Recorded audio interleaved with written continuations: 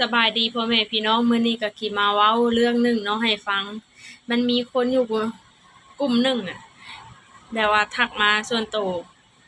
ข้อยบอกว่าบ่ฮู้ว่าเขาเว้าเล่นหรือว่าหยังข้อยก็บ่ฮู้ดอกเนาะแต่ข้อยก็สิมาเล่าให้พ่อแม่พี่น้องฟังเพิ่นทักมาหาข้อยบอกว่าเช้าขาเฮ็ดคลิปน่ะบ่อายคนบ่มีผู้เบิ่งดอกบ่ดังดอกเพิ่นว่าเฮ็ดคลิปแบบนี้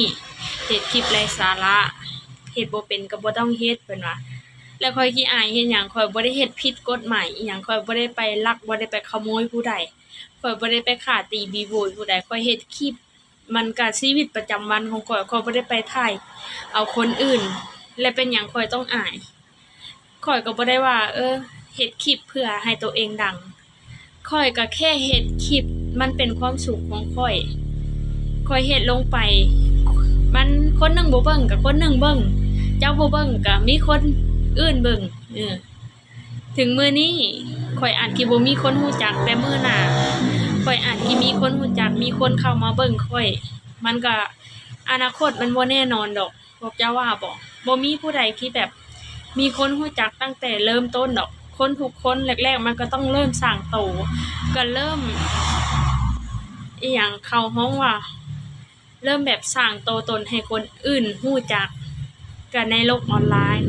แรกๆเฮาก็เริ่มต้นจากศูนย์บ่มีไผรู้จักเฮาเดี๋ยวดนๆเขาก็รู้จักเฮาเช่นก็แบบเฮาเปิดร้านอาหารแรกๆมันก็บ่มีคนซื้อมันมีคนซื้อก็ซื้อน้อยเพราะว่ายังบ่มีคนรู้จัก9คน10คนมีคนซื้อคนหนึงอันนี้ก็9คน10คนมีคนเบิ่งดอกคนหนึงก็บ่ว่าหยังเพราะว่าเฮาบ่ได้แม่นคนดังอันนี้มันเป็นความสุขของเฮาเป็นหยังเฮาต้องมาฟังคำที่เจ้าบอกว่าเจ้าบอกให้หย่าเฮาก็ต้องหย่าเป็นหยังเฮาต้องหย่ามันเป็นความสุขของเฮาคนเฮาความสุขมันบ่เท่ากันใช้ชีวิตบ่คือกันคนแต่ละคนไผมีความสุขแบบใดก็เฮ็ดไป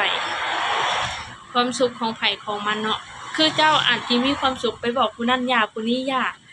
เฮ็ดอย่าเฮ็ดหั้นอย่าเฮ็ดนี่เป็นหยังเขาต้องไปฟังคำสั่งของเจ้าเป็นไผเขาอยากเฮ็ดแบบใดก็แล้วแต่เขาแหละเนาะ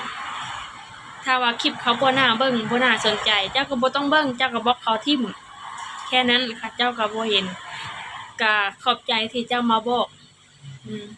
แต่ให้ข้อยอยากข้อยบ่อยากดอกเพราะว่ามันเป็นความสุขของข้อยถึงบ่มีคนเบิ่งข้อยก็บ่ว่าหยังเพราะว่ามื้อนี้อาจจะคิดบ่มีคนเบิ่งอาจสิบ่มีคนรู้จักแต่วันข้างหน้ามันก็บ่แน่คนเรามีความพยายามต้องมีความสำเร็จทุกอย่างมันต้องใช้เวลาทุกอย่างมันต้องใช้ความอดทนเพราะว่าเวลามันพิสูจน์คนได้ว่าคนเฮามันสิมีความอดทนส่ำใดถ้าเฮามีความอดทนเฮ็ดคลิปแบบนี้ตลอดอีหยังคือกันทุกอย่างเฮาต้องเริ่มต้นจากศูนย์บ่มีผู้ใดที่แบบว่าเกิดมาและพร้อมเพรียงทุกอย่างคนทุกคนมันก็ต้องเหนื่อยก่อนต้องเหนื่อยก่อนถูกก่อนถึงจะมีมันถึงจะ